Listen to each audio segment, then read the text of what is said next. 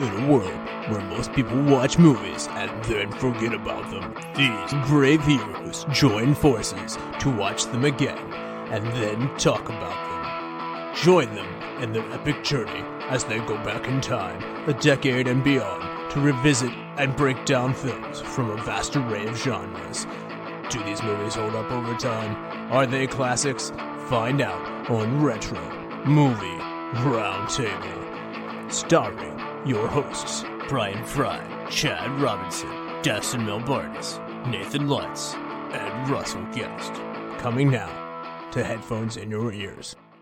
Welcome all you lords, ladies and knights, to the Retro Movie Roundtable. Welcome to the show where we watch movies and then talk about them. I'm your host, Russell Guest, and joining me today is my good friend and co-host from here in Pittsburgh, Pennsylvania, Mr. Nathan Lutz. How are you doing, sir? I am doing great, Russell. It is back to full summer weather after a couple of weeks of, goodness, lots of rainfall that we've been having in Pittsburgh. Well, if you like summer, you must like it hot. And if you like it hot, then we've got somebody from deep in the heart of Texas here, Bears Rebecca Fonte. How you doing, Bears? I'm doing good. Good to see you again, Russell. Good to see you. Those who don't remember, this is Bears from back on the Demolition Man episode and the Forbidden Planet episode. So staying with that theme, we're going to do science fiction again today.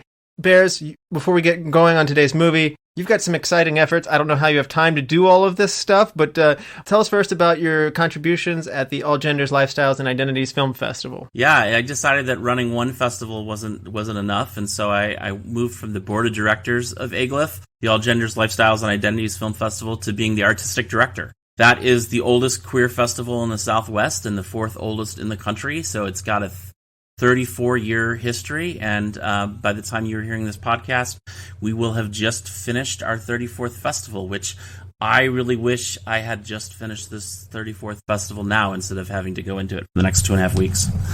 So I want to be in the future when you're listening to this episode. And so, just for future reference, because by the time this drops, the festival, like you said, will probably have been over, but this is an every-year event in Austin, Texas, correct? Exactly. It's in Austin, which for some it's in August in Austin, which for some reason Austin has Pride in August, even though every other state in the country and really every other place in the world, Pride Month is in June. But here in Austin, we decided to pick the hottest month of the year to have our outdoor Pride celebration and parade. But yeah, it's usually the second or the third week of August, and this year we are playing, or will have played, 90 films, including 50 features. Tell the viewers at home, so like, you've never gone to a film festival. If someone says there are 90 features playing, what does that mean? Like, do you have lots of theaters going at one time? Are they across town? Are they all in one building? How do you pick and choose? Yeah, for us, I always like to have all the films at the same location, so it's easier for you to change your mind. But yeah, I'll have 2 or 3 theaters running simultaneously, and you can pick which screening you want to go to. And now in the wonderful world of virtual, if you miss a screening because you had to see something at the same time, you can go home that night and watch it at 2 o'clock in the morning on the virtual platform. So that is one of the things that the pandemic has done for film festivals, is it's forced us all to go online as well. So you can only watch it set time period though during the festival though? Yeah, for the in-person screening, it'll play that one time. Some festivals, like really big festivals, will play films like 4 or 5 times. Like Sundance will play a film like 6 times over the course of 10 days. With a smaller festival like us, we've got 4 days. For Otherworlds, we've got 4 days. For AGLIF, we've got 8. And we're trying to get as much content in there as possible so that people can really see all the newest films in the genre. Awesome. And in addition to doing the All Genders, Lifestyles, and Identities Film Festival, you also do Other Worlds Austin Film, or sorry, it's just Other Worlds Film Festival now. You dropped the Austin, didn't you? That's right. Yes, we are now global or galaxial.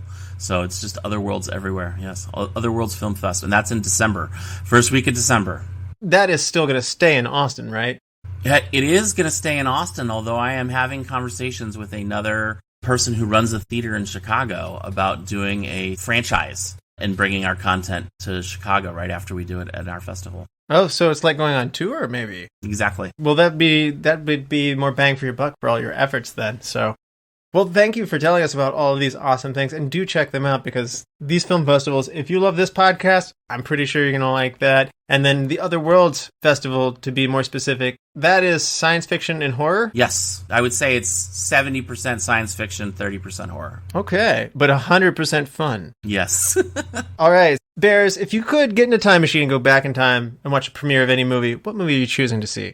I thought this was a great question, and I had a real hard time picking an answer. So I got stuck in the same year of the movie that we're going to talk about today, which is 1986. And I want to go back into the premiere of one of my favorite movies of all time, Labyrinth. Because at that premiere, of course, was David Bowie and a very young, very beautiful, very crush-worthy, one of my first crushes, Jennifer Connelly. And then also puppets. Because it was a Jim Henson film, they brought puppets premiere, which is pretty amazing. It was in London, and that movie, I still watch it at least every year, and I can still do the opening chant of one of the songs, and I do it probably every month. It drives my wife crazy, which is, you remind me of the babe. What babe? The babe with the power. What power? The power of voodoo. Who do? You do. Do what? Remind me of the babe. It's a great David Bowie lyric. You know what? I'm realizing now that one could pick this answer based on the ability to go in cosplayed. Yes. As something that nobody else knows what they're about to see. And I just now realized that.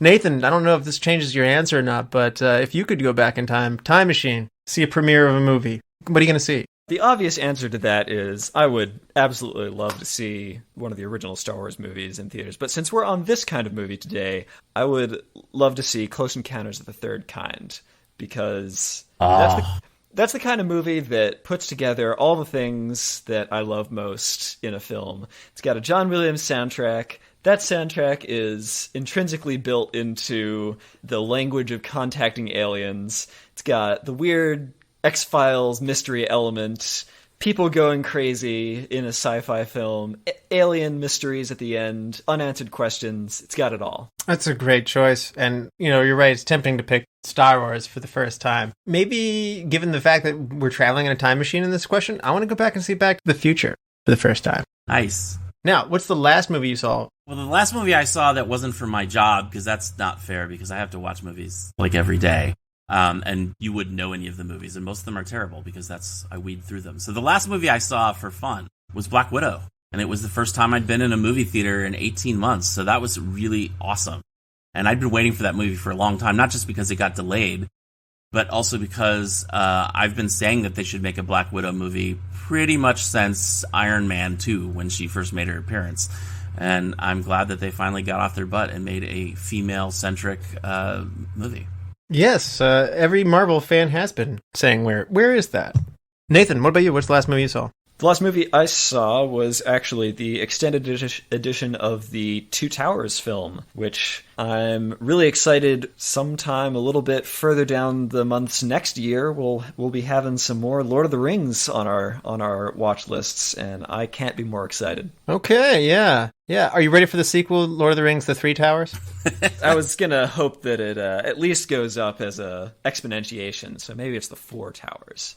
Okay. It's got to be bigger and better, yeah. Even more tower. No, I'm a Lord of the Rings fan. I'm joking on that one, just in case everybody was like, what?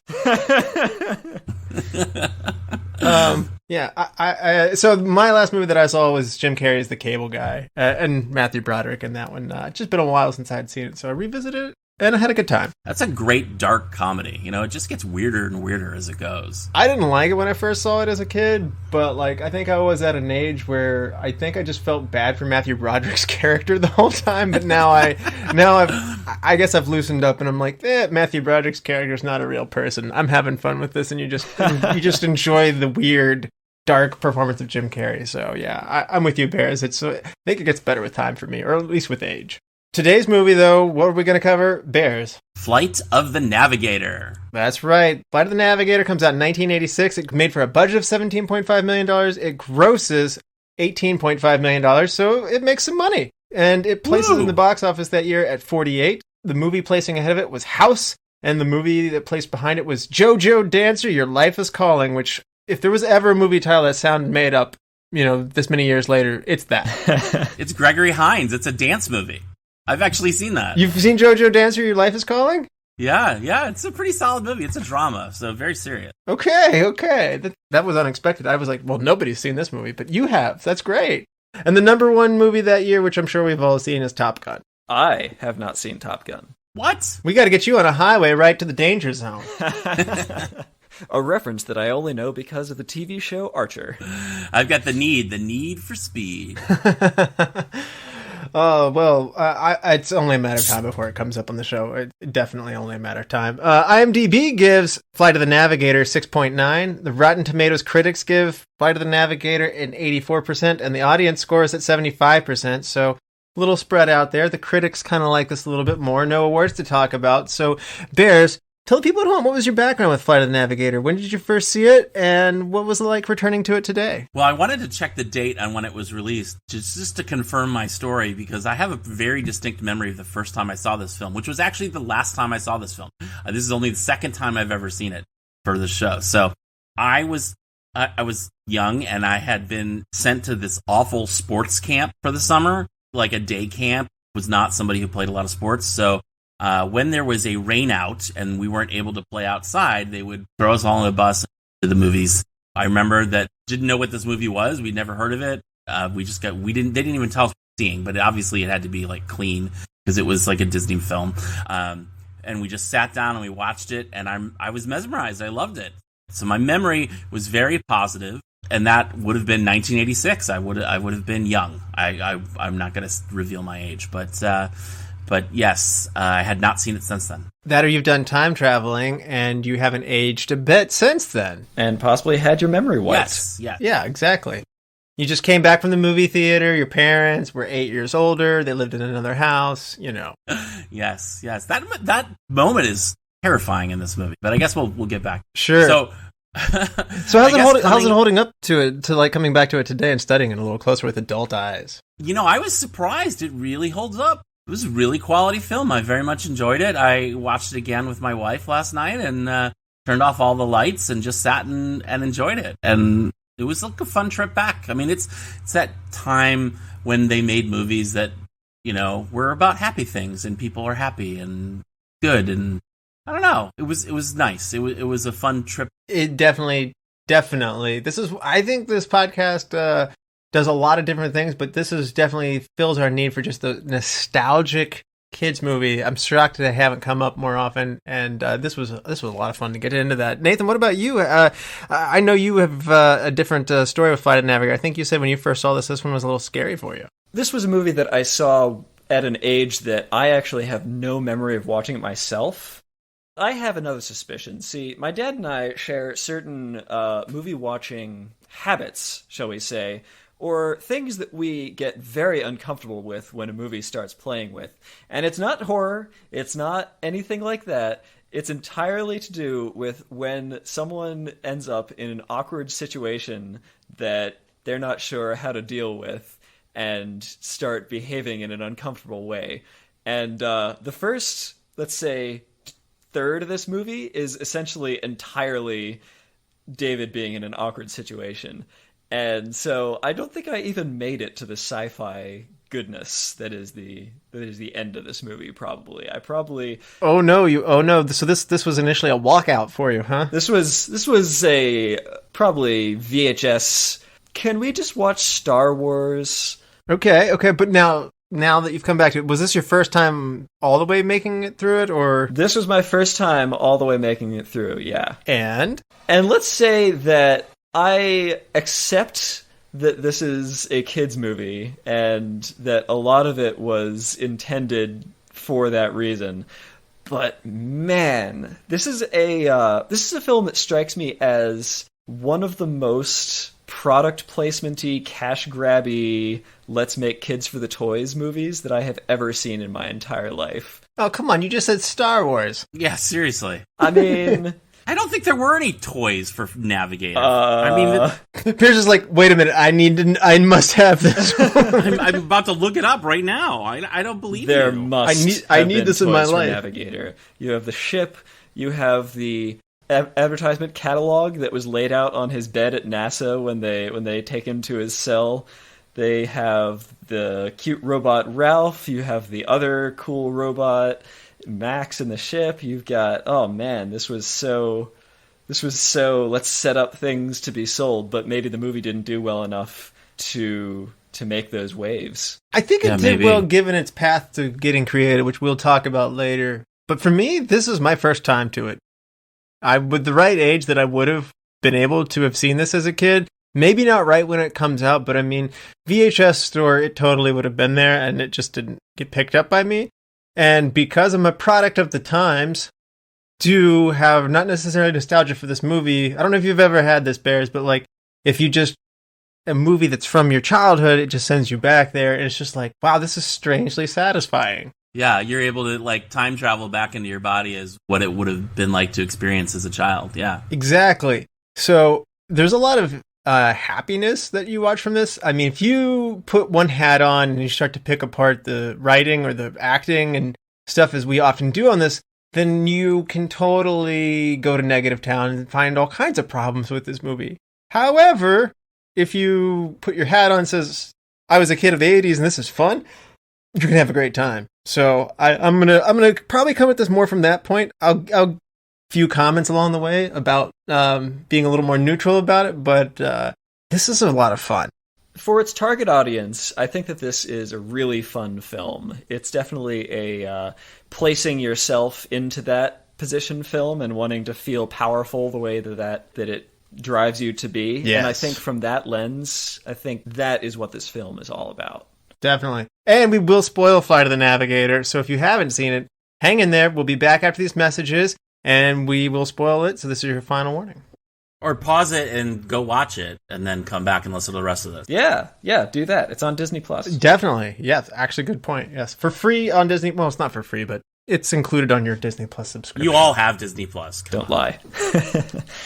We'll be back after this. Welcome to the Flashback Flicks Retro Movie Podcast. I'm Ricky. I'm Grayson. And every week we review a movie from the past and reflect on things we missed, things we loved, and things we want to see again.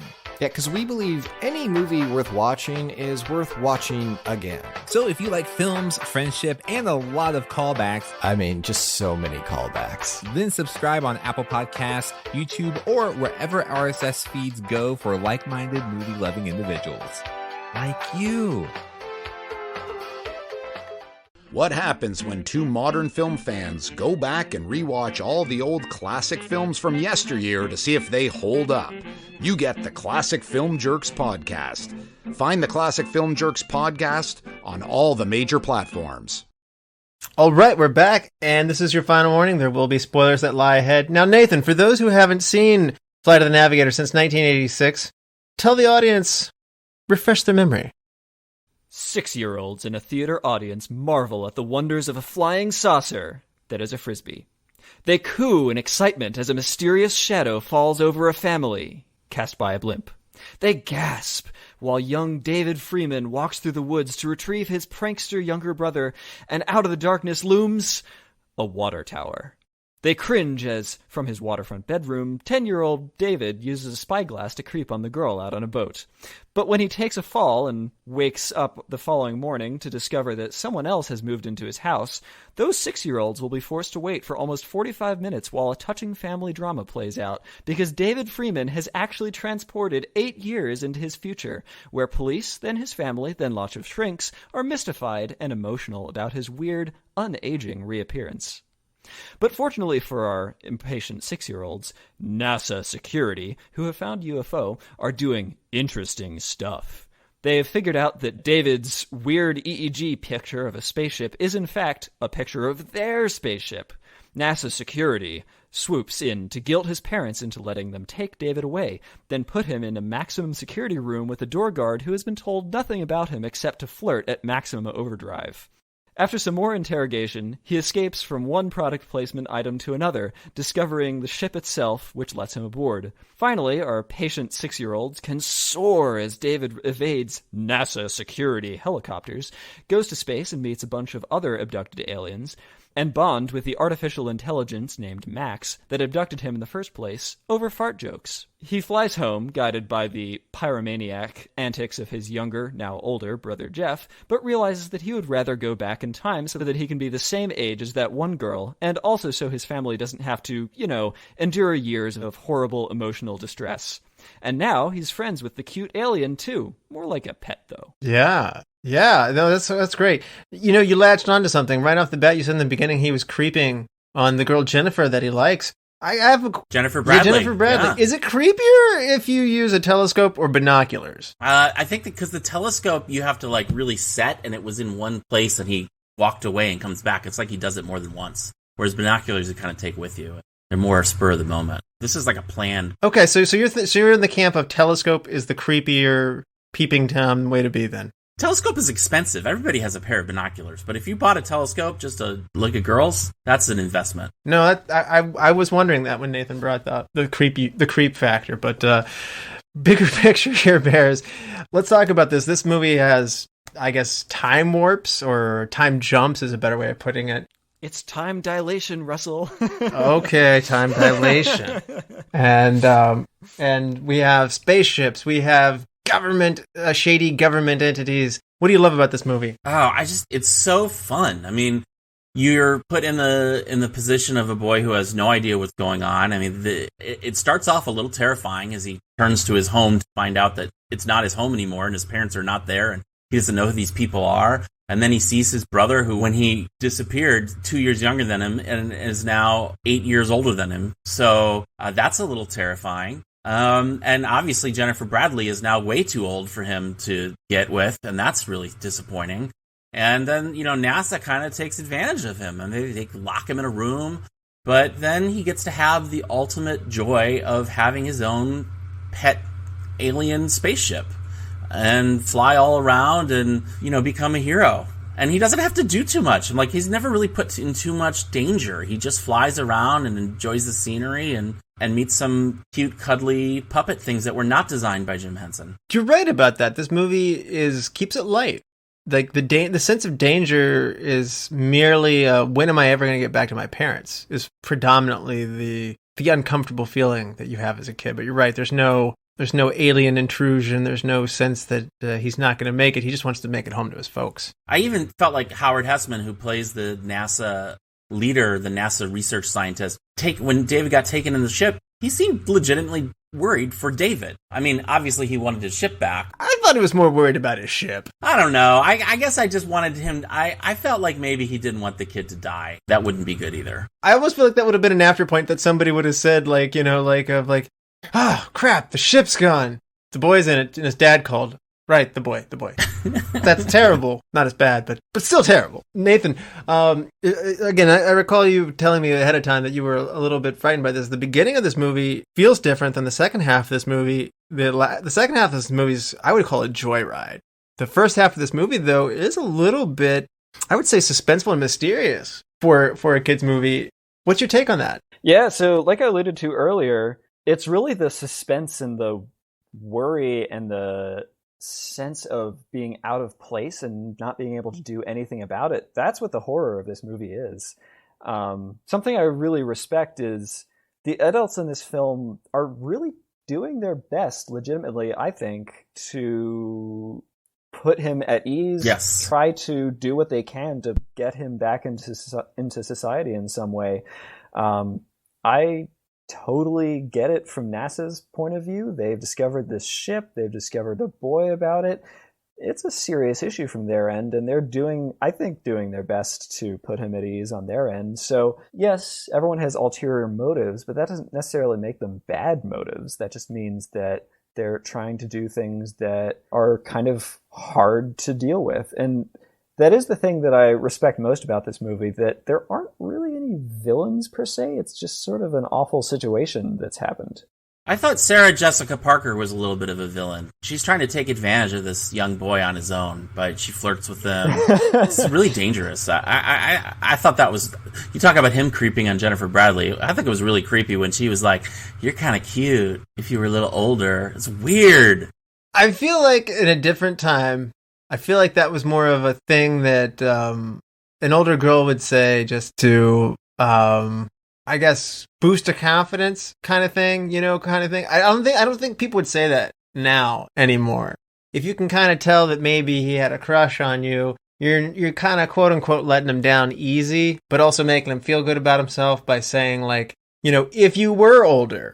So I took that in a less creepy way, maybe of I think she could kind of tell he was into her. I mean, it's problematic for David though, because he should be older. He should be 8 years older. He should be, almost old enough that he could date her. Oh, you're right. This is a reverse big situation. He's an older person stuck in a kid's body. There you go.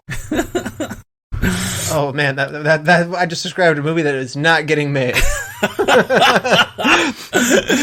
I'm imagining the pitch meeting with him, it's like, okay, he's an adult man, but he's stuck in the body of a boy, and he's going to be hitting on this adult woman. I don't think this is a good idea. You shouldn't finish. No, let me finish. I don't think you should. So Jennifer Bradley is a really big question for me in this movie, not for that reason, but because she walks into the room and asks, "So who did you kill to be imprisoned?" You mean in Carolyn? This cell? Carolyn McAdams. Jennifer Bradley is the girl on the boat who we never see again, which is, I think, one of my biggest disappointments. Is They set up this Jennifer Bradley thing, and then when he comes back to 1978 at the end of the film, sorry, I just ruined it. The first thing he does isn't to go find Jennifer Bradley, which is what I would do. No, that's a good point. Good point. He's had a preview for Carol. Oh, that's true. Now she might almost be the right age. Oh, that's true. That's also another interesting way that this could have gone. Wow, you guys should have been back in the writing room in the mid '80s. I like all of these things. My writing room brain would have assumed that was the same character, except it's not. Oh, you mean like a sneaky I changed my name. My name used to be Jennifer before I was placed in the witness protection program. Exactly. But anyway, so Carol comes in and she's like, "Who did you murder to get imprisoned in here?" As if this is a building with a bunch of other cells where NASA security prisoners have been imprisoned, and maybe some of them did do that. But also she's like really perky and, "Oh, this is so much fun. I'm in the prison with all the fun mad scientists prisoners who all tried to take over the world and now are imprisoned here. Oh, but this is this one kid. He's probably pretty cool." You know what? My mind also went to Back to the Future 2. If I'm David, I guess Back to the Future 2 hasn't come out yet to give him this idea, but I would go get one of the sports almanacs like Biff and build up an incredible empire out of knowing all the sports betting results on every sporting event for the next 8 years. He could have put his family up in a giant high-rise condo. He really missed out on this opportunity. I don't know. His family has some pretty good houses. They do have beachfront. His family's doing pretty well. They have great living locations. They do have beachfront property, yeah. In Fort Lauderdale, which can't be cheap. I do think that the implication is nevertheless that they did have a downturn in their fortune because they had gone from a 2-story house to a 1-story house when he revisits with them later. Oh, I took that just to mean we only have one kid, and there's a sadness within that. You know what I mean? Like, oh, well, our family's not as big anymore. I guess, well, we need a 2-bedroom house. So, I think it's all those things. That would be. This is a pretty serious issue that this movie is addressing here, and again, I think it does it in a great way. It really addresses the adults in the room are all trying to help. They might have sort of slightly different goals, but for the most part, for all NASA knows, David could be programmed by aliens to be some sort of deadly killing machine. He could come with some interstellar virus that he's releasing to the entire, country. Absolutely. He could be after the cows. I actually think that the brother is a real interesting character too. When you think about the way this family deals with him, Jeff was kind of a little jerk when he was 8, but by the time he's 16, he's really swell.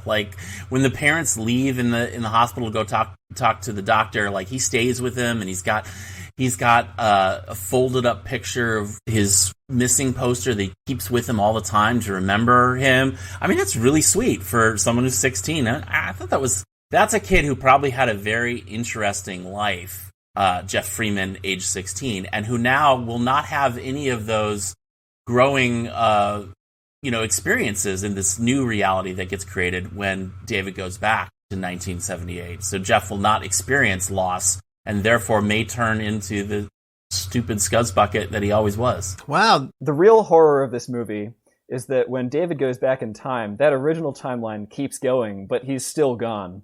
That's right. Depending on how you think about time travel, if we're in a closed loop system or a branching loop. I think that was probably going back to the older brother becoming the younger brother and being missing for 8 years. I think that was probably one of my favorite parts of this movie. It was one of those things where even as an adult, that there's something very touching about that.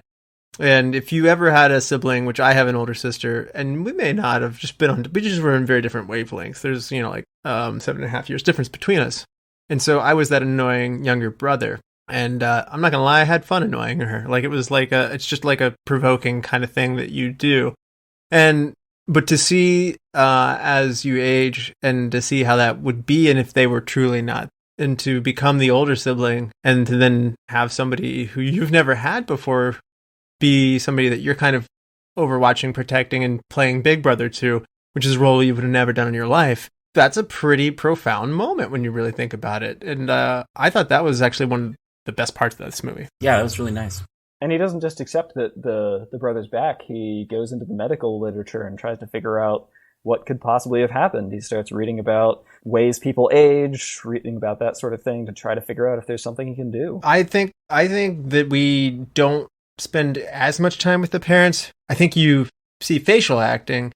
I think there's some degree of crying happiness that's there, oh my gosh, how can this be? This is wonderful, but also strange and unexpected. I think a few more moments with the parents to show the weight of, if you were returned to your parents 8 years later, much less unaged, I think there's something, and I don't think that's a scary thing. I don't think that's too challenging for the kids, certainly not for these 80s kids movies. As Bears pointed out, it's a different era. The movies of this era are just more fun joyride kind of things. Disney challenges younger kids way more with things like Inside Out and Up and things like that now. So, I mean, I don't think kids are necessarily more sophisticated than they were before, but movies are made at a deeper level than they were at this point in time. So obviously none of that happened, but I actually think a few more parent moments might have been a nice thing to also play that home of just like, this is insane. He's back and I love it. And it's crazy and I'm scared and what happened and all that stuff. So. But that said, you might have a different read on this, but for me, a lot of this movie is about this search for sort of a brotherly relationship that David has wanted the whole time. I don't think it's any coincidence that the ship is funny in the particular way that it is. I think that it's responding to David trying to find someone that is kind of an equal as a brother, where at the beginning of the film, he wanted his little brother to be on his level. He wanted his little brother to not just stop pranking him, but sort of be, working with him in the way that eventually he gets the ship to do. And that's the relationship he builds with the ship, is more of as brothers than anything else. So I think that the parents, while very important to the film, obviously, that's why they were less. Yeah, and in fairness, when you're marketing a movie to kids, oftentimes they'll give you an orphan character. They'll completely remove the parents out of it. De-emphasis of the parents is definitely what they do when you're making a movie for kids. Well, it's sort of also a replacement of the parents is the other thing that's going on, because you replace the father with Howard Hesseman as a new father figure for NASA, and you have Carolyn McAdams as sort of a motherly figure. So it's sort of like, as he's being brought into a new timeline, he's also having his family replaced. And I guess if you, then that goes with this is the voice of being the brother, basically a new family. Bears, I know you love robots in movies. I remember when we did Forbidden Planet, you loved Robbie. What do you think about the ship here from Flight of the Navigator and its personality, which is voiced by Paul Reubens? It's credited as Paul Mull, which is like a hidden name to be cute and to hide the identity of it, but it's Pee-wee. Yeah, it's like I had forgotten that, and I actually spent the first part of the movie trying to figure out why I recognize that voice. And then when he gets the information down, like his one moment where he laughs just a little bit, like David says, laugh, it puts a smile on your face, it makes you happy, and he does a little bit of a laugh, and I was like, oh my god, Pee-wee Herman. Oh, definitely. And that just also brought me back joy from my childhood, because Playhouse was probably my favorite show growing up, and I used to watch him on MTV all the time when he would guest host, and I was such a big Pee Wee Herman fan. So I think as far as a character goes, it's really interesting because he has no personality at the start, and then when he downloads, he basically has David's personality because he downloads David's personality, so he becomes like a mirror of David. I like that David has a piece of information that the computer doesn't have, and the computer, like, they need each other, and I like that a lot. And I actually wish the mind meld had happened a little sooner. Maybe even the computer behaves in this way instead of having this, all-knowing, kind of, I would say, stiff attitude. Maybe it's lost from the beginning and has part of David's personality in there.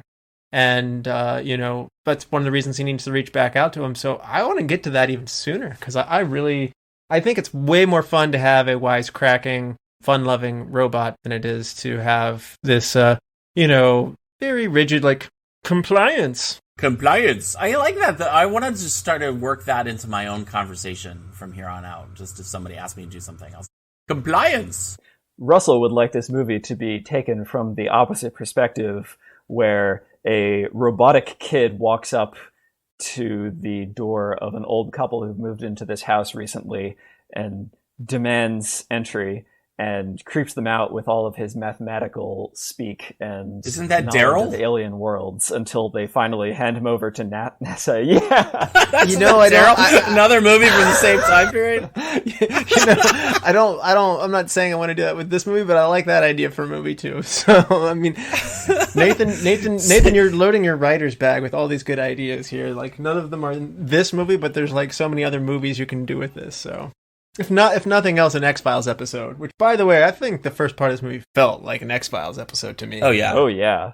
Well, the first part of this movie felt like, well, at least the very beginning felt like a parody of an X-Files episode, and then it transitioned into that. You mean the parody with the saucer and the Goodyear blimp and all those kind of misdirects? I thought it was really cute.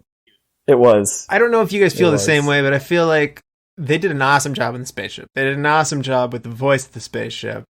It has so much personality, but the robot that David climbs into that brings the food around, that was like the worst robot ever. Like, I mean, that was like the robots that would have existed then, and it wouldn't have been at all exciting to even see like on the screen. Like, it's a brown box on wheels. I mean, it has no face, it has no like eyes, I'm aware that it's a government thing, but I mean, I think that should have been something that had personality to it. It drives around, it drives over a bump, and you see the side doors bounce a little open as it goes, because it's just a little prop like that. Yeah, no, agreed. I think you have to make the technology, though, less impressive so that you can really emphasize the alien technology and how advanced they are. That's what makes it terrifying for NASA to find this ship that they, it's just floating in the air. It's not even landing on the ground. Okay, well, maybe for recast, then we recast that one for J5 from Blank Man. Yes, exactly. Yeah, I just feel like there's Disney makes things cute. And I'm wondering, I know that this is going down the road a little bit. Disney didn't have this one right away. They took it over. And I'm wondering, that seems like a gross oversight to me to introduce something cute. Yeah. Though I think they bought it already made. I think it was done, and they came and sold it, and the producers sold it after it was shot. But there are moments that get reshot. Are there? Okay. Yeah. And I'm just go ahead and skip ahead now. Like, yeah, we're on it. Let's go there. I was gonna say that David like moves on. Like, he has his hair bleached and like is in another role. They bring him back in to reshoot some stuff, and he has a wig on, and so like.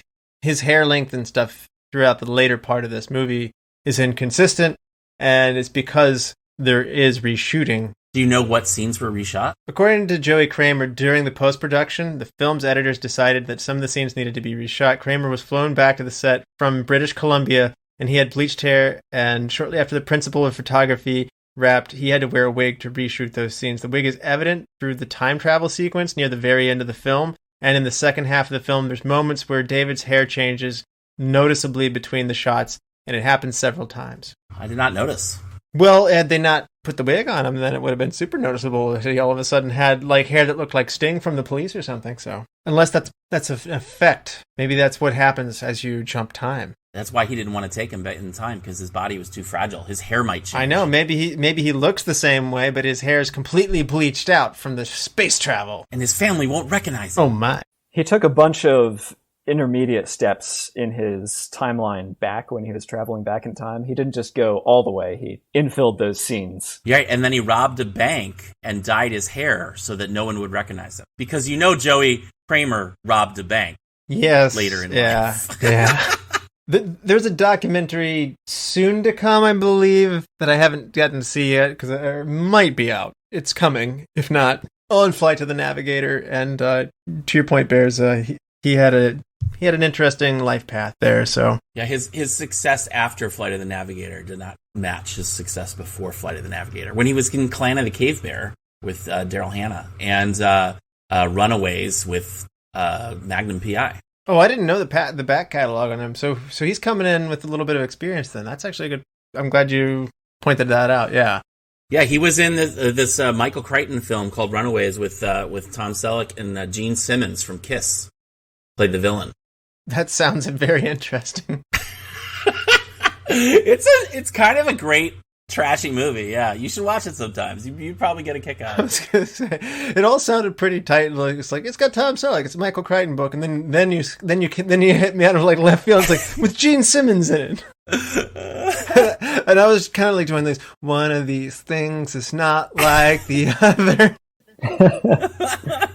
Yeah, and then he was in Clan of the Cave Bear, which was the first movie I ever saw with naked people in it. That's a big movie moment, really. I've never asked that at the opening of a show, but I might have to include that at some point. So there you go. If you ever do like Basic Instinct or something like that, then those are the kind of appropriate questions. Yeah. I don't think anybody's ever even suggested doing a movie of that nature, but we'll have.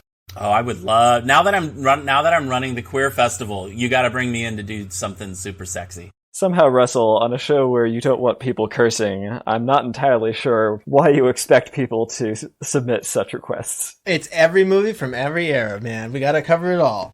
So, I actually was a little bit troubled. I felt like there were two good movies in here, and one of them is the more suspenseful movie that this is, probably for the first 2/3 of the movie, and the last part of the movie is this also really light, fun joyride, and I felt like the joyride got cut short. I'm not saying I necessarily needed to make this movie any longer, but did you kind of feel like he could have had some more adventures in the spaceship and enjoy the fruits of flying this awesome craft around? Like, go somewhere? Like, wouldn't it be like a kid's like mentality to be like, I'm going to fly under the arch, or I'm going to go through the Grand Canyon and like, start doing some things, maybe go to another planet or whatever, or have the idea of like, I'm going to drop on Jennifer Bradley's house and then realize, oh, she's old. Like, I didn't think about that. Like, I mean, there's moments here where I'm sitting there going like, there's a lot of playful stuff that we didn't get to do, and this movie wraps up a little too soon for me. Yeah, I agree. I feel like he doesn't take advantage of having his own personal spaceship, and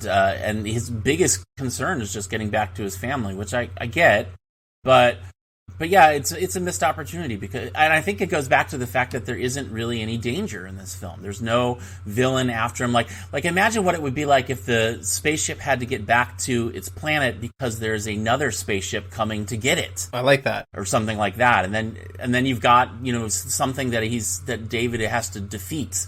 And that's why he has to learn to fly the ship, because the ship needs his help. And that's why they really need a navigator, not just that he needs directions home. I don't know. Or David lands somewhere and somebody else gets his ship and he has to get it back or something, Otherwise he has no hope of getting back, I feel like you're right. I feel like there's another turn here. I know it's a kid's movie, but I think a little bit of tension. Again, we just got to the joyride, and it's such a short joyride. I feel like it's like if you ever rode the Back to the Future ride at Universal Studios, you stand in a line that's like 3 hours long, and then you climb into a little car that just kind of is a glorified. Did you ever see the little pony in front of like the grocery store that you put a quarter into and it just rocks back and forth? Yeah, that's what Back to the Future the ride was. Like, you would just get in there and there was a screen at the front of it, and you sit in there like in a car, and you get out of there and your dad turns to you and goes like, why did we stand in line for 3 hours for that? Like, This seems like a very personal response you're discussing, Russell. That Universal Studios did happen. Yeah, that's very autobiographical. But what I am saying is the Joyride, not equivalent to the build-up that got there. And I wanted more Joyride. Especially when you got Pee Wee Herman. You know, you gotta take advantage of that. I know, exactly. And it goes back to why I was kind of just urging along the computer to have the mind meld already in place when they meet together, because Paul Mall, or Paul Reubens, however you want to phrase it, is so much more fun after that mind meld kind of works and kind of doesn't. Yeah. And maybe this is my change one thing being spoiled a little bit here, but it's hard to maintain tension in this movie when a certain point arrives and there is nothing to be done except eventually circle around to him going back in time again. Well, he has to make the choice. It's dangerous for him. He might not make it. It's a risk that he has to take. Yeah, but this is film writing, and this is my adult eyes looking at it, but I think that this is a movie that would have benefited hugely from knowing that there was a sequel, because then you could have had some other question being decided. Like, what if at the end of the movie he can't fit in anywhere, and he's not told that, and he's told straight out that he can't time travel, but that maybe if he goes somewhere else, he might be able to discover it, and the movie ends with him launching off into the universe and setting up a sequel. Man, I don't know if screenwriters get paid more than architects, but I feel like Nathan is just putting his resume out there, like flexing his screenwriting skills on this right now. Like, these are all good ideas, by the way, Nathan. So, well, you know, they've been trying to do a remake of this film for years, for like 8 years. It's come up several times, and they just can't get it off the ground. But yeah, I don't understand why. This seems like a really good, ripe for the picking remake material. Yeah, especially if if they do it, they have to make the spaceship look very similar, because that spaceship is really great, and for the time, for 1986, the CG on it is just really, really good. You know what? This will officially be the least structured show ever, but let's just go into it right now. Nathan, I mean, what about this amazing piece of digital effects that we've got here? Yeah, so this is something that has a really cool video by the YouTube channel VFX Cool, that is sort of a documentary which covers the making of. And you may be surprised to know from your modern eyes, but almost none of this movie is CGI. Most of it is one of two things. It's either a life-size model that was just hung on a crane, actually two different models, to allow them to hang it in different shots from different angles, because they had to attach it. They had to have this perfect seamless metal. So in order to have an attachment somewhere, they had to have a specific life-size model that was then attached to a crane truck that would then be hidden behind the mock-up in the shot. Or scenes like, for example, the staircase emerging, which was a miniature. It was actually stop-motion animated. There are steps that they walk up, which are actually, it's just a camera trick. There's structure that is just hidden by the steps themselves in perspective. Oh my gosh, really? Yeah, there's steel beams holding up each, so they put like a steel beam, each steel tread. And if you could imagine, like they're like angled at, like, say, a 45 or 30 degree angle, and the camera is shot at that same 30 degree, 45 degree angle, so that the stair blocks the supporting element that goes down to the ground. So, I mean, it's really simple, but it's also really awesome. It's really effective. Yeah, I was sure that was CGI. No, but I mean, like, you could wave your hand under it and the shadows and all that stuff. It's as long as you watch where you're shooting from, it's super duper real, and they don't have to rely on blue screen effects at the time or backdrop paintings or anything like that. Yeah, and a lot of the ships flying in daylight, then that's just model shots, because you can do those things, and you just make sure that you're being careful about what's in your studio to reflect off of. So really, the CGI is the time travel. Well, the ship morphing shape, yes, the ship, amazing. That looks really good for 1986, and honestly, I think it looks really good for today's standard. I mean, it reminds me of, like, 6 years later, they're doing Terminator 2, and you've got T-1000, and you know, it's an earlier version of that, the liquid metal. It is actually the same effects technique. This leads to the Terminator. It's amazing, and it's 6 years earlier. I mean, that's what's really impressive. And it's a small company based in Norway. That's using this technology. It's not like Weta, it's not the Weta workshop here. We didn't have that. It's just people figuring out how to do this stuff in the early days. I like the interior of the ship too, with all the compartments that they have popping up. Like the chair's not there, and then it's there. I sometimes found myself, when I really slow down nitpicking, this is me putting my architectural cap on, taking my kid's cap off for just a second, but I thought the amazing form of the outside of the ship is actually, this is one of the cooler spaceships of any movie, I think. I mean, it is very amorphic, and there's like, it's modeled off of seashells and influenced by that, but also there's something very not of this earth about it. It's not so geometric like the day the Earth stood still kind of floating saucer. There's something that seems very fast and organic about it. And I kind of wish some of that smooth curvilinear nature was brought into the interior of the ship too. Yeah, I will say it seems to fit in an art direction sort of way with the language, the written language that David's EEG magically puts onto all the monitors. So as much as it's distinct from the exterior, I think it feels right to have this interior that is almost Baroque in its level of texturing that's happening there. And they did a really amazing job with all of the backlit panels that are vacuum formed and manufactured and painted in a way that you can backlight them with these cool colors, and it's amazing. As we're talking about this, I feel like we need to give a shout out William Kreiber, who's the production designer, and Michael Novotny, who is the art director. And Michael Novotny has done like 1,000 television shows, and did, interestingly, Terminator, the Sarah Connor Chronicles. So it brings it all back together. All Terminator, yeah, interesting. Yeah, he did The Arrival in 1996, sci-fi film. Oh, that was awesome. So I think the design is really fantastic, and really appealed to me as a kid, of like kind of that when you step inside, you have got your own little playhouse. You've got friends in there built in with all the little puppets that to meet, and one of them he gets to take home. So I don't, and the colors in there, like it just the metal, just it feels very different than Earth, and I thought that was really great. And sometimes the crane had to be in the shot, but like at the gas station scene, the crane is elevating the spaceship, and they just make it look like it's one of those tractor trailers parked at the gas station. I mean, they disguise the things that they have to disguise really well.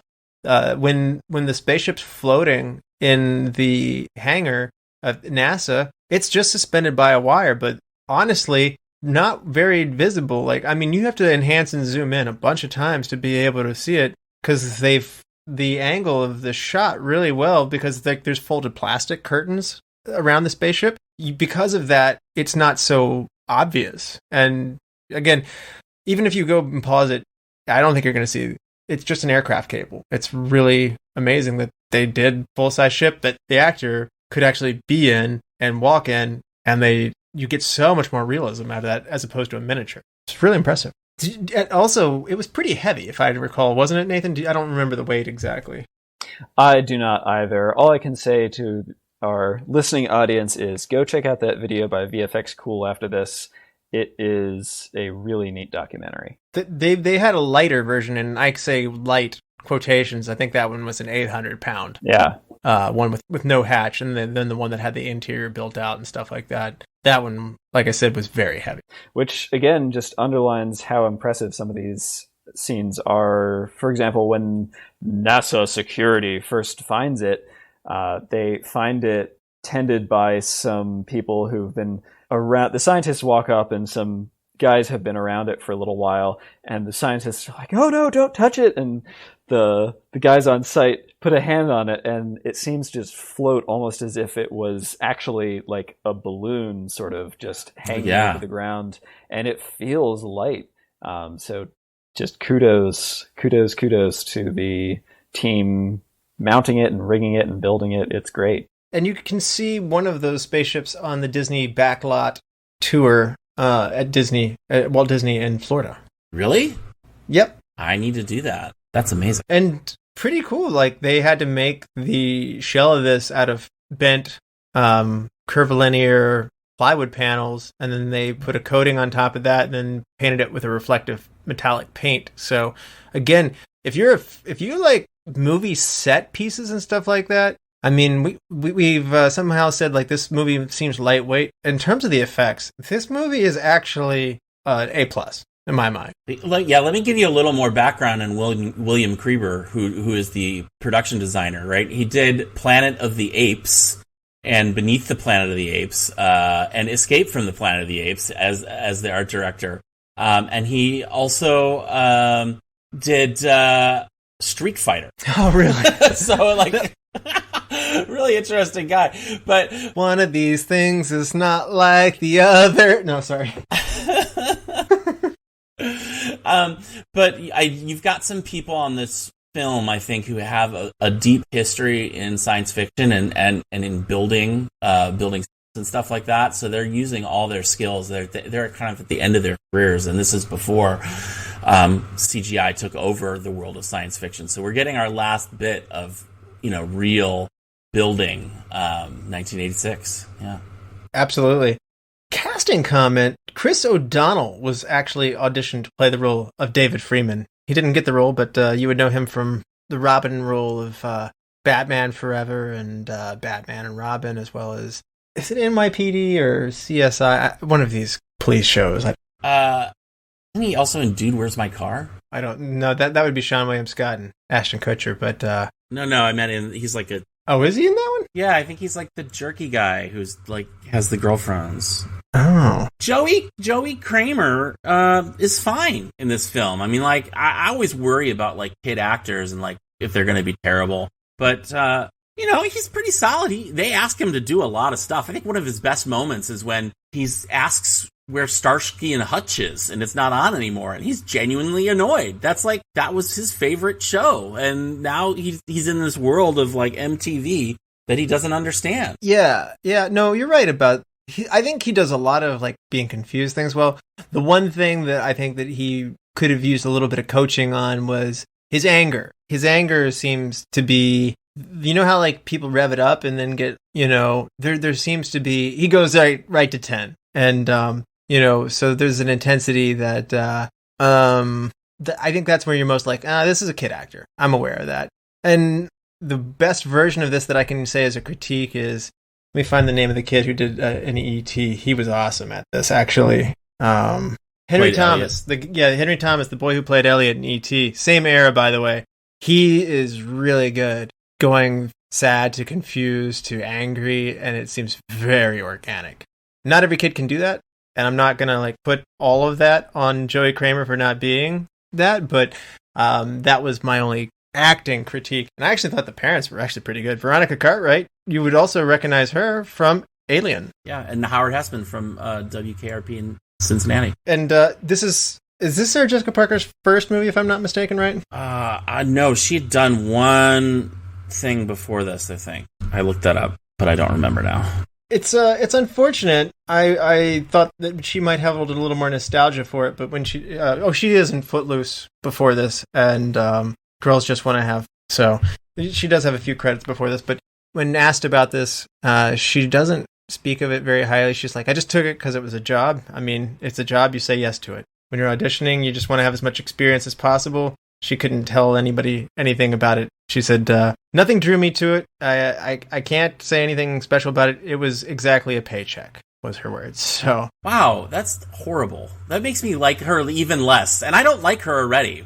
That makes me honestly dislike her. She is like the most successful actress that I don't understand why people like her. I'm not saying she's bad. I just don't think she's ever really interesting in anything. Plus, she has a horse face. I just don't like her. I'm not attracted to her.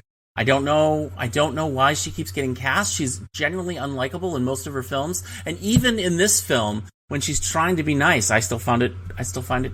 And yeah, I don't know. She just said, I literally got the part. I went and I did it. Ugh. So, I feel like if you're an actor at some point, you know that everybody likes each one of those things, no matter what it is, probably. And, you're talking to your fans, not just somebody off the record when you do that, to your point, Bear. So it's just one of those things of like some childhood fan of this movie sitting there going like, oh, how. Well, I just did. Yeah, like how would you like it if Mark Hamill was just like, I don't know, I just showed up. I just did it 3 times.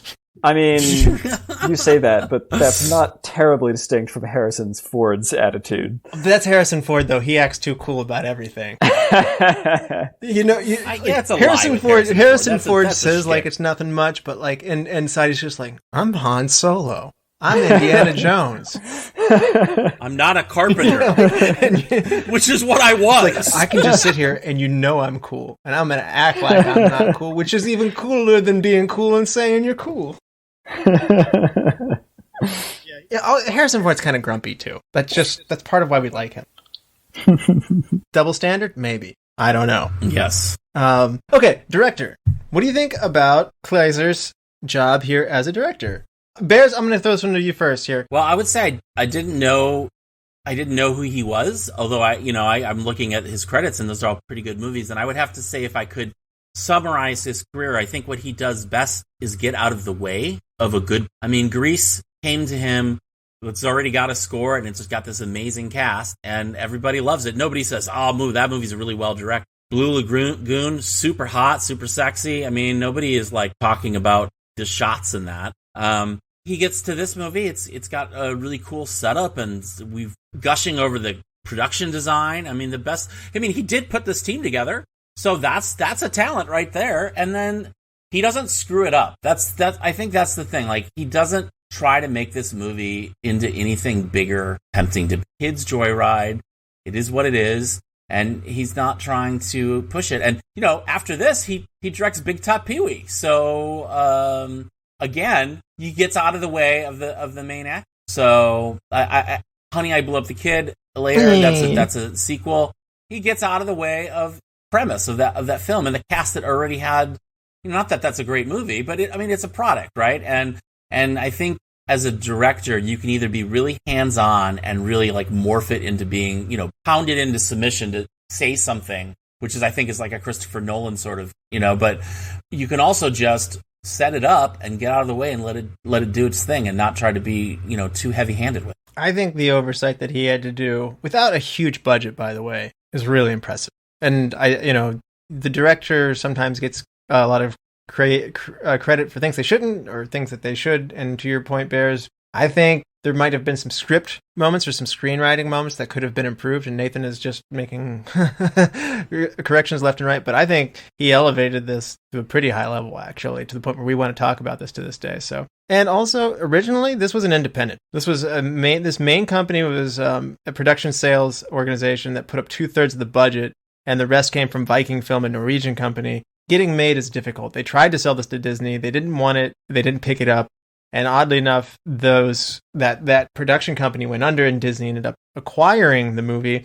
And they didn't really think that they had a hit. They didn't market it real heavily in North America. And so its distribution was, I guess, bigger than it would have been had it been an independent, but it wasn't exactly backed with full support by Disney either. And so to know that this movie's funding and its budget and everything was what it was, I can only imagine what Randal Kleiser would have been able to do with full support had they been picked up from Disney from the beginning and been nurtured. Now, would he have gotten to be the director? I don't know. He did a really good job, given that he is actually kind of limited with what he can do with this. So, and let's give a shout out to PSO, the original production company, because around the same time as Flight and Navigator, they also did Short Circuit, another kids robot movie, right? Watch it again. It does. I know it's got a white actor playing an Indian actor, but if you can get around, it's really disturbing. Yeah, if you can get around, get around that, then Johnny Five's just a great robot. I could not get around it. I rewatched that movie last year, and there's also this creepy thing of Johnny Five sexualizing Ali Sheedy in that film. It's very who wouldn't? strange. It's Ali Sheedy. She's great, but he's a robot. It's Ali Sheedy. Anyway, this company also did The Never-Ending Story back in '84. They did The Adventures of Buckaroo Banzai, which we covered on this podcast with Tessa. Yes, they did Cujo in '83, and going all the way back in '81, they did An American Werewolf in London and Das Boot. Oh, American Werewolf in London is an effects powerhouse movie. That's a pretty movie. So this is a pretty solid company, but I think you're right. They're doing things on a lower budget and getting stuff done, and they managed to put something together that at a lower budget ended up being released by Disney, and no one questioned that it was a Disney film. I mean, I thought it completely was a Disney film. I think Disney wouldn't have probably gone as dark as they did. You know what I mean? Like that X-Files beginning that we talked about, where you go home and your parents aren't there. I think that's probably Disney would have lessened that to some degree. Yeah, I would. That was the thing that impressed me about just how far it went there. It gets uncomfortable. They took him to the police station. They said he's dead.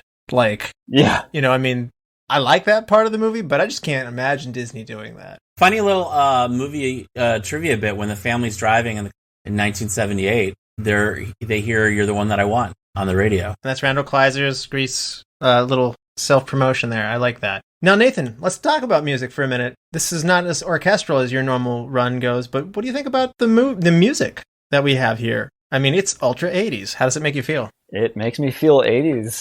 This is the music. This is the kind of music that is. It underscores how much this movie is really about building to the excitement of soaring through the air kind of thing, where there's not a lot of memorable music in this, and you know, building up, there's these dramatic scenes that are heartfelt and touching, but kind of sad and going into things. But it's not really it doesn't have too much of an identity on its own, for me anyway. Yeah, some people have a lot of nostalgia for this one.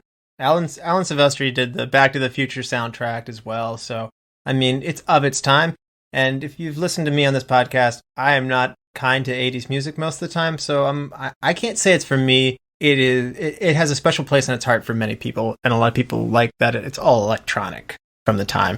And I do have to admit, it hits the energy of the movie. That's part of what takes you back time for me. So it might not be what I want to listen to on my iPod. It's not out of character. I will say that the music he is in Ralph, when he hides in the box robot and is driven around the base, that music is some of the worst music I found it, and it underscored how unexciting that scene was, as he's sitting in a box that's just driving around and there's no danger, and the music is like do do do do do do do do do do. But once he got into the ship, the music's fine. Like it works for me. It was just when it was the only thing. You mean the Beach Boys? Now this is what I call music. Yeah, that was pretty funny. No, I meant the score. Although I want to know who that band was that he saw on MTV. Oh, I actually should have looked that up. I don't. Oh, yeah. That's a good question. I know they threw a perfectly good turkey on the floor, though. They had some nicely distorted legs going on. I love that's the thing he can't stand from the 80s. The thing he can't stand from the 80s is MTV, which is like, that was like my whole childhood. I feel like the reference to Twisted Sister that Carolyn gives him and NASA, he never looks into it in the ship. I feel like he should have said, like, play Twisted Sister while he's also breaking out of the base, and they play We're Not Gonna Take It in Rebellion as they as he busts out, and he's like, yeah, this is pretty good. See, you're a screenwriter too. That's great. That would have been perfect. Or he could have just been going out to more Grease music. Grease lightning, go Grease lightning. All right, superlatives time. It's my favorite time. What do you guys say? Let's do it. Bears MVP. MVP of the movie is definitely Paul Reubens. He brings the energy to the film. He's the secret hidden gem, and he's just fun. I mean, I forget how much fun Pee Wee Herman was. All right, Nathan, MVP. If it's not Paul Reubens, it's got to be Joey Cramer. Russell, you were a little down on some of his more emotional acting earlier, but I felt like I was really impressed that as David Scott Freeman, he was able to bring out a lot of the subtlety in a lot of scenes. And it was really funny later to see, like, they're trying to put this kid through, okay, you're experiencing 10 Gs, you're, like, straining. And he managed to act it out in a way that was really fun to watch. I think he carries a lot of this movie, as he has to.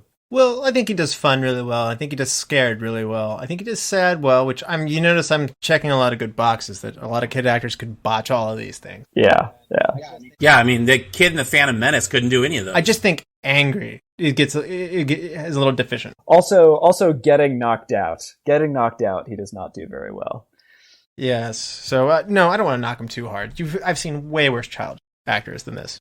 I mean, he's had a tough life. Lay off, Joey. Yes. Oh, yeah.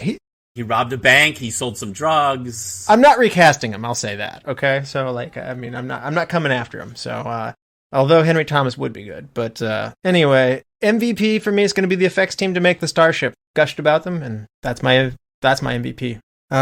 Best supporting actor, Bears. I got to give this one to Matt Adler, who plays the older brother, the once younger brother but older brother now, Jeff, in the now Ditto time, in the 1986. Ditto. Mark me down for that as well.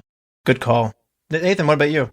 I might join you on those three things on that. I was going to say Paul Reubens as the voice of Max, but yeah, definitely. Hidden gem. I'm going to say the puppetry, which was good enough that I had to look up to see if it was Jim Henson team who did it, especially the little creature, which is called a puckmarin. The little like bat-like creature that he takes home. I think the puppetry is really solid for, again, low budget. And I love the big eye. Oh God, so great. Yeah. There's a bunch of little things in there. I love to spend more time with them. Yeah. Nathan, what about you?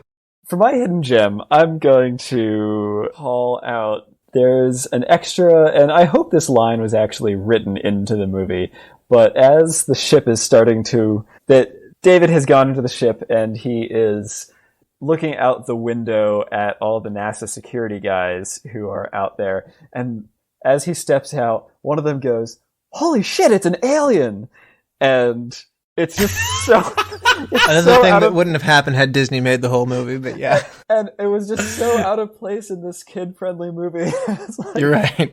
Oh my god. That's a good one. My hidden gem is going to be, and I knew it right when I got to him because it was just like, this guy's amazing. The gas station attendant who's dumbstruck by the airplane with his mouth agape the whole time. Rusty Al. Rusty Pouch is his name. And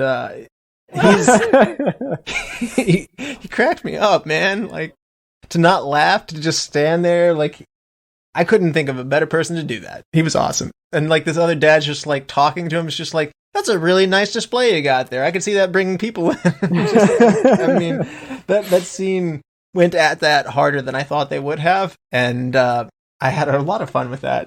Recast. I just looked it up. Rusty Pouch's main job is he works in the camera and electrical department. He has 26 credits on different shows as a rigging gaffer. So maybe he worked on the film too. That's awesome. Also, that's an interesting name, Rusty Pouch. Yeah, it sounds almost made up. Recast. If you had to recast somebody, Bears, and put somebody in their place, who's it going to be? It's definitely going to be Sarah Jessica Parker. I can't stand her, and I think almost anybody on Earth would have been better. But let me just go with Jennifer Connelly, coming fresh off Labyrinth. That would have been nice. That would have been. Is she old enough at this point? She would have been 18. I guess, yeah. Carolyn Adams, she's an intern. That's what they refer to her as later in the film, which is kind of odd that she's an intern and her job is food to everybody. Well, more on that recast in a minute. Nathan, what about you? I also want to recast Jennifer Bradley's Kara Rogers. I want someone who is of an age where her being funny and flirty with David that is not awkward. And I also want more Star Trek crossover references to happen here. So I want to bring in Majel Barrett, actually, of Star Trek fame, to come in here and be not exactly the Nurse Chapel character, but pretty much exactly the Nurse Chapel character. And you're going for Carolyn McAdams, the character that Sarah Jessica Parker's playing? Yeah, again, you said Jennifer Bradley. I don't think you should recast Jennifer Bradley. She has one line. Oh my gosh. Come on, she was great. I'm reading off the wrong person. Yes. I would like to recast Sarah Jessica Parker as Majel Barrett.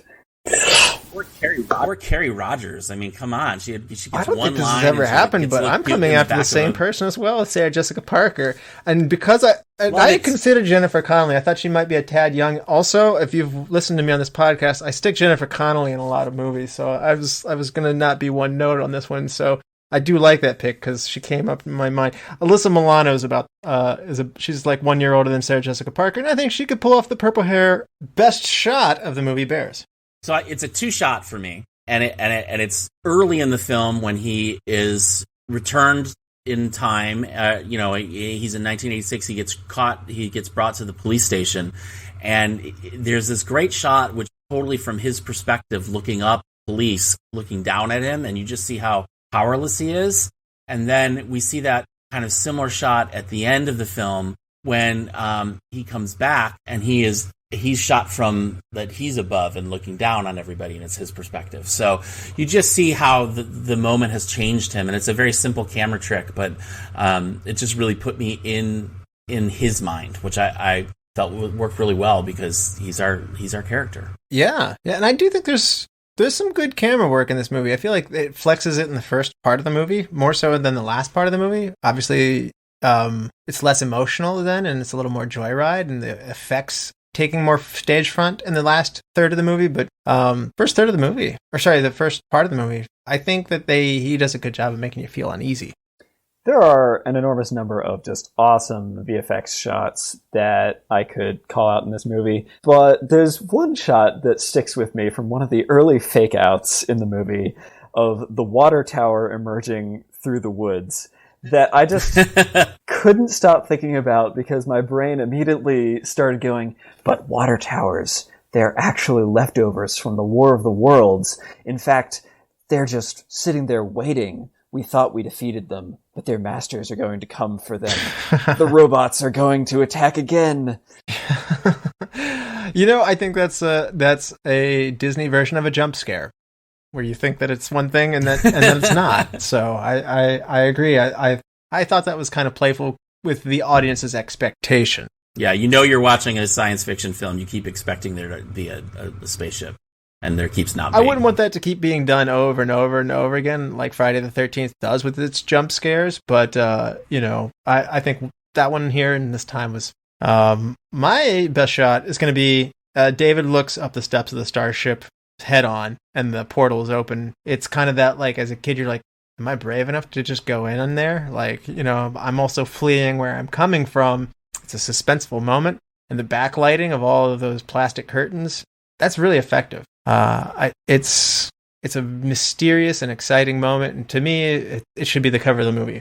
Yeah, absolutely. Best scene. I'm tempted to say that the scene that we've already talked about with Jeff, but since we've already talked about it, I'm gonna put that to the side and just go with the one that I remember. The one shot I sort of remembered of this movie from my childhood, which was the ship turning and becoming more aerodynamic and just flying away, and the speed at which it goes. So that's a graphic shot, but that ship just looks so amazing. And that scene, the flying scene, the first flight, going up 20 miles, going 20 miles across, diving into the water. I mean, that is the joyride, and that shows that you don't really need Paul Reubens because he just does compliance during that. So, but it still works, and I just remember being in my seat at the movie theater, just like grabbing the arms, being like, yeah! Definitely. That's a great choice. And Nathan, what about you? My favorite scene in this movie has to be leading up to the shot that you called out, Russell, as after being sort of handed around and given to various people throughout the film, David finally takes a little bit of authority into his own hand and he escapes, makes his run through Ralph the Robot, which I actually found kind of funny and cutesy. It's a ditzy robot, but I appreciated it.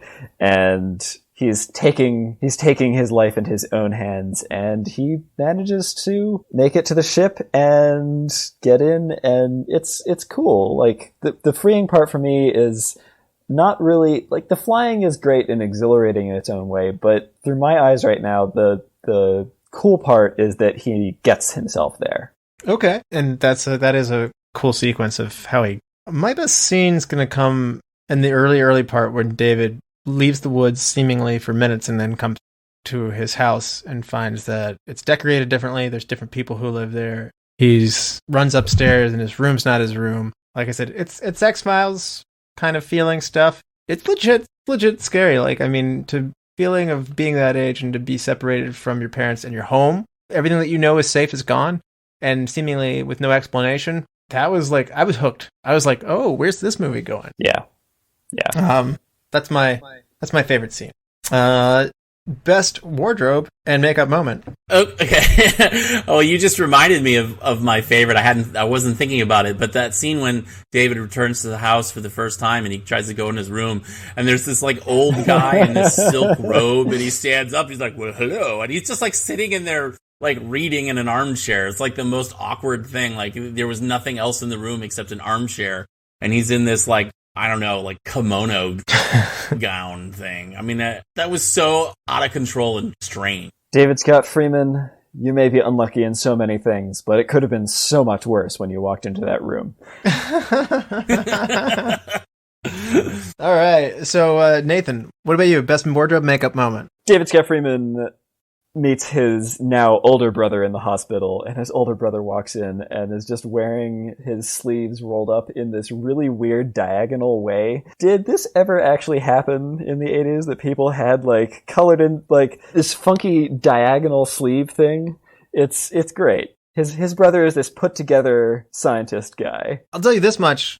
As a kid, I got handed more long sleeve shirts than I ever would want to, and every picture that not every picture, but a lot of my pictures have me like crammed, like taking the sleeves and jamming them up high on my like as if I were wanting a t-shirt. I had a bad relationship with sleeves in the 80s. Sorry. So my best wardrobe makeup moment, it's going to be Sarah Jessica Parker's purple hair, and I say go more purple. Add some light blue in there if you want to. Go all the way. She couldn't sell that. That's another part of why she needed to be replaced. She couldn't sell the purple hair. It looked like an afterthought. It's probably a clip-in. Like, I'm probably she would speak to that with the same degree of unenthusiasm. Yeah, it's just a hairpiece. I just wore it because they told me to wear it, and I went in and they just paid me, so I did it. So.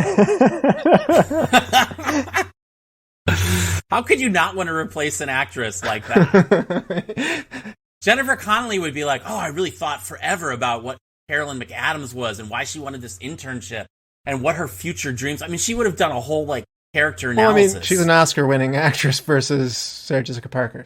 All right, change one thing, and only one thing. Well, this has been the main thing that I've been thinking about since I watched this movie is you need to bring back Jennifer Bradley at the end of the film. You have this like payoff. You need to pay that off. Like he had his first crush. He was spying on her with a telescope, and now he's back. He's a man of the world. You know, where is he going to go first? I think the last scene of this movie has to be him knocking on the door and showing her like this cute little bat creature that he's got. He's got like a ringer to like get in her heart. Oh my gosh! What if he goes back with the ship and picks her up and does a flying scene with her? Want to go for a ride? I mean, that should have been a consideration in the movie, for sure. I just think it's strange that we don't even revisit that. Yeah, they set it up. His dad gives him the talk, etc. I mean, he doesn't get to follow through with that. Also, there's no more dogs with frisbees later. That is sad. No, there is actually. Yeah, the dog. They call it back. In the time, in 1986, we do see Jeff throw the frisbee and Bruiser catch it. So not at the end of the movie, but in that time period when it's years later. That opening was, I mean, long. Yeah, it was wonderful. They were in Fort Lauderdale, and that was happening in Fort Lauderdale, so they went with it. But I feel like that was one of my directorial points where I'm just like, that's a strange way to open up your movie. You really committed to this dog frisbee thing. I don't care. Dogs in slow motion catching frisbees, or for most of them missing frisbees and looking vaguely disappointed as they twist back around to land, was one of the cutest opening sequences I think I've ever seen. Nathan's a dog lover, so Nathan has no problem with this. So I wrote that down on my notes. It's like, well, Nathan likes this movie so far. Give me more dog frisbees. That's not my change one thing, though. My change one thing is, and Nathan got very close to touching on it. It's just, I think this demands a sequel. I want this movie to end with him landing and meeting Jennifer Beal, and the two of them go on a time-traveling adventure to who knows where next. And I think that there's more money to be made from this in the Disney nurturing way, and I think with more budget, more ambitions, they could travel to different places in the galaxy, different times. It's all right there, and we can travel with fun Pee Wee Herman robot. I think that there's more gold to be mined here than we got. I know how this gets a sequel. He goes back. He goes to try to find Jennifer and finds out that she's been taken by another ship, and he has to go off planet to find her. What if there's a doctor who's a friend, like an older gentleman who's a friend of David, and then he gets back in time and he says, "You've got to come quick to the spaceship." And he's like, "Why?" Because he's like, "Is something wrong with us?" He's like, "It's not you, it's your children." Best quote, Bears. It's going to be, who'd you see? The concert. Who'd you see? Twisted Sister. Never heard of her. It's a him. Actually, it's a them. I thought it was funny, especially With now the they and when them. we are, when we have people's pronouns as they and them. It has it has a double meaning now. But you know, I was a big fan of Twisted Sister when I was a kid. So. All right, yeah, that is funny. That is it's taken on a new meaning for sure. Nathan, what about you? Best quote. This isn't my favorite quote, but I want to bring it up because, and in fact, I don't even like this quote, but I want to bring this up because I'm afraid that this is how this movie came to be. Because I'm afraid that this movie exists to build entirely to the punchline of the pun, "See you later, Navigator," at the end. I am afraid that somebody said that line and was like, "Oh my gosh, that's a kid's movie," and that's exactly how this happened. The one quote I would change would be the one moment that I was like, "Oh, that you wouldn't do that now." Is he does "No way, Jose," which is like totally culturally inappropriate. You would never have that line now. And the other thing, I was like, Max sticks his head out to Big Al, and he's like, "Hey, Blimpo, too many Twinkies." And I'm like, "Wow, way to fat shame Big Al. His name is Big Al. What do you want?" That guy's so funny. He's great. That's my pick as well. It's just so beautifully delivered. See you later, Navigator. I love that. Yeah, I applauded. Bear, tell the audience at home one more time where we can see all of your amazing films at festivals and your efforts, which there are many. Yeah. Otherworldsfilmfest.com is the science fiction film festival. It's the first week of December in Austin. And we will have a virtual element again this year. And AGLIF, AGLIFF.org, is the queer festival that is in August. So it has just happened. Time travel to the... All right. And this is the big moment of the show. On a 5-star scale with half-star intervals, Bears, what do you give Fly to the Navigator from 1986? I gotta give it a 4. I mean, I was really surprised. It really held up. I think that we've pointed out a number of things that could have been done a little bit better, or could have been, increased, and so that's why I can't go any higher than 4. But 4 is pretty solid for a movie made at a low budget in 1986, in comparison to Short Circuit, which I would give about a 2 at this point in time. So, oh, you're hard. You're hard on Johnny 5. I was so disappointed when I rewatched that movie. Go do Short Circuit 2. Let me know how that goes for you. It's gonna be even worse.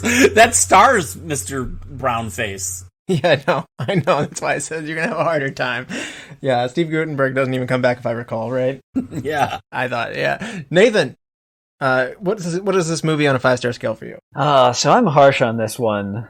There's a part of me that wants to give it a 2.5 because I feel like that was about my enjoyment level of it. But I'm going to give it a 3 because I recognize what audience this is made for. That's where I stand. Yeah, that's a reasonable thing to do. I have fun with this, and I'm going to rate it a 3. My enjoyment level is probably a little higher than what it says there, and the effects are amazing. We have chipped away at it enough times, and we know that it is very much for kids, and that targeted, limited audience is probably what keeps it from being a greater thing. You're actually exhibiting to some degree of, like, the farther you get away from this, I'm not sure how timeless it is, which is why I was saying earlier, this movie demands to be remade. I think we could have a lot of fun with this and expand it. I mean, if you make enough money with it, you better be prepared to go make another sequel with it. And I think that this movie is ready to do the job. Call Paul Reubens up, and make him the voice of the ship again, because I think we could definitely go have a fun adventure with him.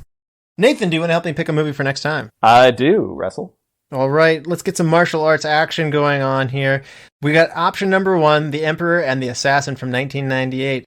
In a pre-unified China, the kingdom of Qin sends his concubine to a rival kingdom to produce an assassin for a political plot. But as the king's cruelty mounts, she finds her loyalty faltering. Option 2, Fearless from 2006, a biography of a Chinese martial arts master the founder of the spiritual guru of the Gen Wu Federation. Option 3, Hero from 2002. A defender officer nameless was summoned by the King of Qin regarding the success of terminating 3 warriors. Well, Russell, we're going to have to go with option 3, Hero from 2002. I need a hero! Bears, thank you so much for coming on. We had fun once again. Yeah, thank you for having me back. Thank you, all the lords, ladies, and knights of the Retro Movie Roundtable. We invite you to reach out to us. We want to hear from you, so subscribe, rate, and review to us on iTunes, Spotify, Stitcher, wherever you get your podcasts. Give us a like on Facebook. Follow us at @movie_retro on Twitter. Email us at retromovieroundtable@yahoo.com. And producing and providing this podcast is fun but not free, so we invite you to support the Patreon page for our show at www.patreon.com/Retro Movie Roundtable. Any contributions you make will go towards making the show better for you, the listeners. As always, thank you for listening, be good to each other, and watch more movies. Nathan? I must not fear. Fear is the mind killer.